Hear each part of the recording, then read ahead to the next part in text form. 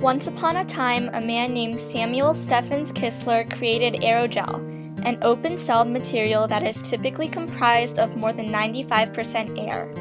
With individual pores less than 1/10,000th the diameter of a human hair, the nanoporous nature of aerogel is what gives it the lowest thermal conductivity of any known solid.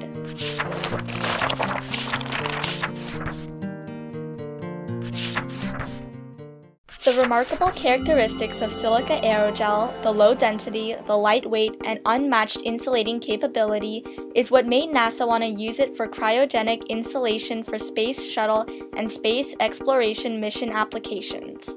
When a shuttle is fueled, it requires more than 500,000 gallons of cryogenic liquid oxygen and liquid hydrogen. To remain a liquid, hydrogen must stay cold at negative 253 degrees Celsius, and liquid oxygen must remain at negative 183 degrees Celsius. Seeing that the incredibly cold fuel needed to be separate from the hot flames, it was a perfect fit to use silica aerogel as an insulator between the two. But up until that point, aerogel had always been too fragile to handle in its solid form and too time-consuming and expensive to manufacture. But thanks to James Fesmeyer, the senior principal investigator of the cryogenics test laboratory at the Kennedy Space Center, NASA started to pursue the development of a practical form of aerogel, one that would be flexible, durable, and easy to use, but also still exploit the phenomenal heat flow stopping capability provided by the nanoporous aerogel. Kennedy Space Center then awarded a research and development firm called Aspen Systems Incorporated a small business innovation research contract to create such a form of aerogel. After much testing, Aspen Systems was able to determine the true thermal performance of the aerogel samples they had. By 1999, Aspen Systems developed a manufacturing process with NASA that cut production time and costs as well as produced a new form of aerogel, a flexible aerogel blanket. To develop and market the revolutionary product, Aspen Systems created Aspen Aerogels Incorporated. In 2009, the company had become the leading provider of aerogel in the United States and currently produces nearly 20 million square feet of the material per year.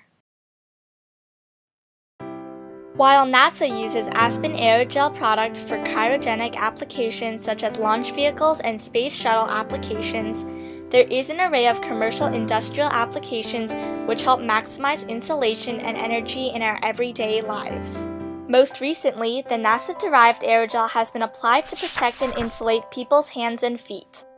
One such company that makes such products is Polar Wrap, which uses material from Aspen aerogels to create insoles called Toasty feet. Toasty feet resists heat loss and heat gain. According to the company, sales totaled over 1.5 million pairs in 2009. Toasty feet has made it easier for ordinary people to do extraordinary things. 2 people walked the length of the Great Wall of China, a 4,500-kilometer walk that took 6 months wearing Toasty feet. A mountaineer climbed Mount Everest using Toasty feet instead of liner socks and said her feet stayed warm. And an endurance runner who ran a marathon from Death Valley to Mount Whitney, California said her feet stayed heat-free while wearing Toasty feet.